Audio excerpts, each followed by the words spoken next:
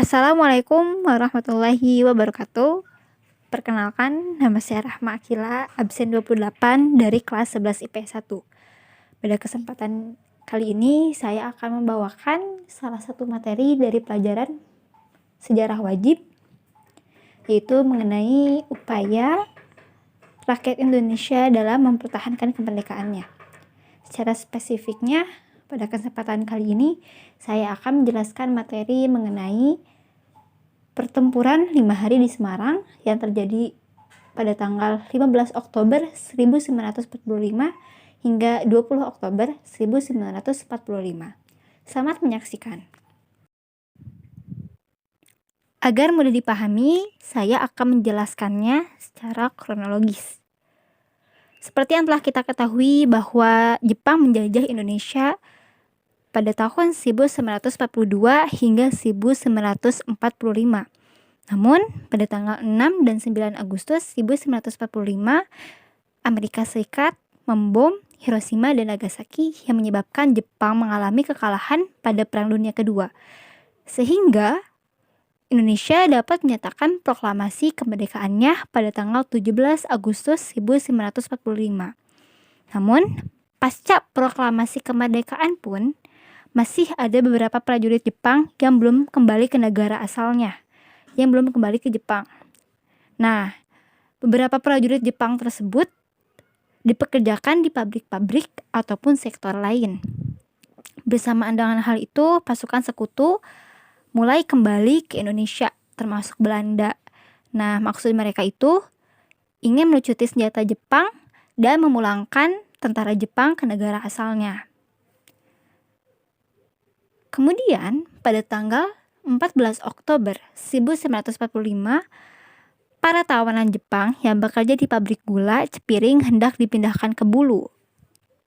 Akan tetapi, di tengah jalan, pasukan Jepang melarikan diri dan bergabung dengan pasukan Kido Butai yang dipimpin oleh Jenderal Nakamura dan Mayor Kido.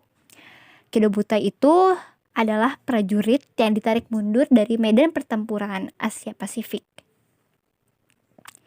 Mengetahui hal tersebut, mengetahui bahwa tentara Jepang kabur, rakyat Semarang berusaha melawan dan meminta Jepang untuk menyerahkan senjata mereka untuk menyerah. Namun Mayor Kido menolak untuk menyerahkan senjata kepada rakyat Semarang. Setelah kaburnya para tawanan Jepang tersebut, masih di hari yang sama, para pemuda memutuskan untuk melakukan perlawanan lebih lanjut. Nah, mereka pun berdiskusi di aula RS Purusara yang dijadikan sebagai markas mereka. Nah, para pemuda tersebut kemudian mendapat instruksi untuk mencegat dan memeriksa mobil Jepang yang melintas di depan RS Purusara. Nah, namun di sekitar pukul 18.00, sekitar jam 6 maghrib gitu ya, tiba-tiba pasukan Jepang melakukan serangan sekaligus melucuti senjata 8 anggota polisi istimewa. Nah, pada saat itu 8 anggota polisi istimewa sedang menjaga sumber air minum bagi warga Semarang bernama Reservoir Siranda di Candi Lama.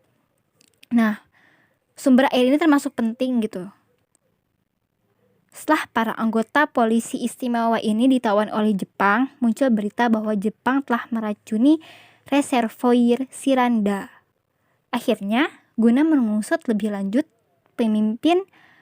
pimpinan RS Purusara menelepon kepala laboratorium malaria RS Purusara Dr. Karyadi untuk segera memeriksa Reservoir Siranda.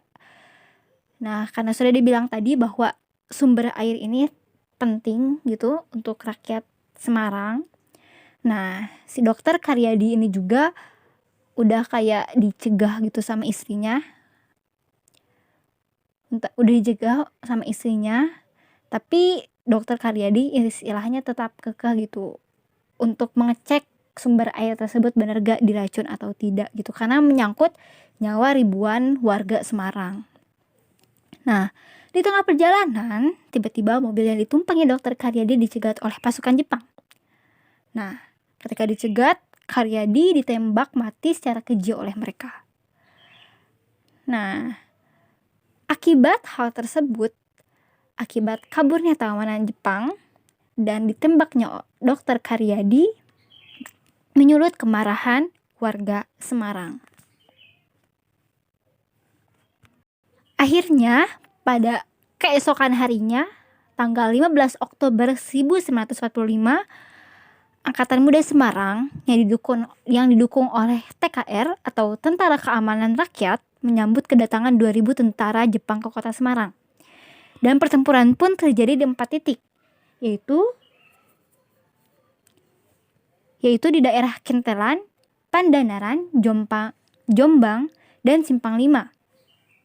Pada pukul 14.00, pukul 2 siang, Mayor Kido memerintah anak buahnya untuk melancarkan serangan terhadap pasukan Indonesia. Rakyat Indonesia sendiri juga ikut menyerang Jepang dengan membakar gudang amunisi mereka.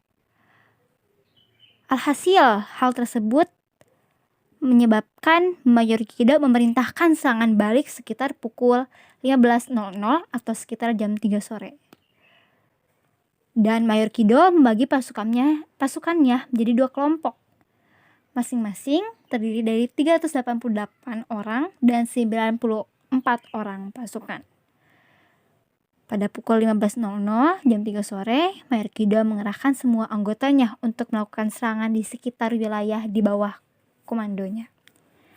Nah, mengetahui serangan tersebut, TKR atau Tentara Keamanan Rakyat mengirim bala bantuan mereka ke kota Semarang. Pertempuran pun antara Jepang dan rakyat Indonesia di Semarang terus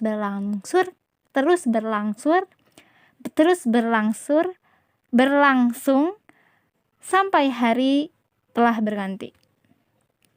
Hingga pada tanggal 16 Oktober 1945 pada pukul 16.30 atau setengah 5 sore, pasukan Jepang berhasil merebut penjara Bulu.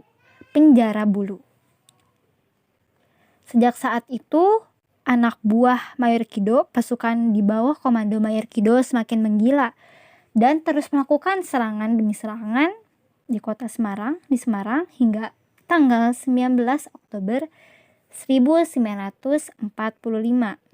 Nah, pada tanggal 19 Oktober 1945 ini juga terjadi gencatan senjata antara kedua belah pihak, namun hal tersebut tidak memadamkan situasi yang sedang genting. Akhir pertempuran Semarang berhasil diakhiri setelah Kasman Singodimejo dan Mr. Sartono yang mewakili Indonesia berunding dengan Komandan Tentara Jepang, Letkol Nomura. Keduanya berunding untuk mengupayakan gencatan senjata antara kedua belah pihak. Dan ini juga dipercepat dengan pihak sekutu yang ikut berunding, yaitu Jenderal Battle. Pihak sekutu kemudian melucuti seluruh persenjataan Jepang pada tanggal 20 Oktober 1945. Dan dengan dilucutinya senjata Jepang, maka peristiwa pertempuran 5 hari Semarang resmi berakhir. Nah, peristiwa ini dikenang dengan pembangunan Tugu Muda di Simpang 5, Kota Semarang. Tugu Muda kemudian dibangun pada tanggal 10 November 1950 dan diresmikan oleh Soekarno tanggal 20 Mei 1953. Kemudian dampak dari pertempuran tersebut diperkirakan menewaskan sekitar 2.000 orang. Namun ada versi yang mengatakan bahwa yang meninggal dalam insiden dalam pertempuran tersebut kurang dari 300 orang. Adapun seorang sejarawan Jepang bernama Kenichi Goto menulis bahwa hanya 187 orang tewas dalam pertempuran. Sementara itu, menurut Mayor Kido melaporkan bahwa ada 42 tentara tewas, 43 terluka, dan 213 hilang. Oke, kemudian tokoh-tokoh yang terlibat dalam pertempuran 5 hari di Semarang. Yang pertama yaitu Dr. Karyadi. Seperti yang telah disebutkan sebelumnya, Dr. Karyadi yaitu dokter yang mengecek cadangan air minum yang kabarnya telah diracuni oleh tentara Jepang. Ia juga merupakan Kepala Laboratorium Dinas Pusat Purusara. Yang kedua yaitu Mr. Wongsonegoro, Gubernur Jawa Tengah yang sempat ditahan oleh pihak Jepang. Yang ketiga, Dr. Sukaryo dan Sudanko Mirza Siddhartha, tokoh Indonesia yang ditangkap oleh Jepang bersama dengan Mr. Wongsonegoro. Yang keempat, Mayor Kido yang merupakan pemimpin dari Kido Butai. Yang kelima, Dr. G. Sunarti, istri dari Dr. Karyadi. Yang keenam, Kasman Singodimejo yang merupakan perwakilan perundingan gencatan senjata dari Indonesia. Dan yang ketujuh, Jenderal Nakamura, perwira tinggi yang ditangkap oleh TKN di Magelang. Dan sebelumnya mohon maaf karena di sini saya hanya melampirkan satu foto, yaitu foto Dr. Karyadi dengan istrinya. Sekian dari saya, mohon maaf bila ada kesalahan. Terima kasih. Wassalamualaikum warahmatullahi wabarakatuh.